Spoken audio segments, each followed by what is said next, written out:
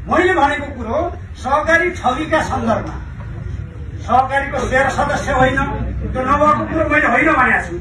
सहकारीको चाहिँ कुनै निवेदन उहाँको नागरिकता समावेश गरेर निवेदन छैन, नभएको कुरो मैले छैन भनेको छु। तर प्रतिवेदन पढ्नु भएको छ तपाईँले? मैले हरेक सञ्चारकर्मीलाई सोधिराखेको छु, प्रतिवेदन पढ्नु भएको छ? प्रतिवेदनमा के भनिएको छ? मलाई जगदीशले उहाँको नागरिकता थियो भन्दा छैन भने, नभएको कुरो मैले छ भन्छु।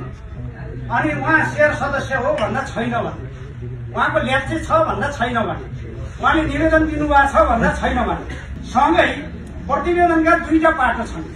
दुईटा पाटो मध्ये मैले तपाईँहरूलाई आज यतिका सञ्चारकर्मीहरूका साथ भन्छु, रविको संलग्नता छैन मैले भने होइन, त्यो रवि लामिछाने र उहाँका साथीहरूले भनेको कुरो, सांसदहरूले भनेको।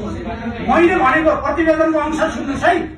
प्रतिवेदनको अंशमा सहकारी संस्थाबाट रकम गोर्खा मिडिया नेटवर्क प्रणालीमा आउने सम्पूर्ण प्रक्रियामा रवि लामिछानेको संलग्नता पुष्टि हुने कारण कागज प्रमाण नरहेको नभेटिए तापनि, सुन्नुहोस् है, यो जस्ता जस्तै शब्द, नभेटिए तापनि सोही रकम गोर्खा मिडियामा आइसकेपछि सोको परिचालन र खर्च प्रक्रियामा उहाँको सहभागिता देखिन्छ।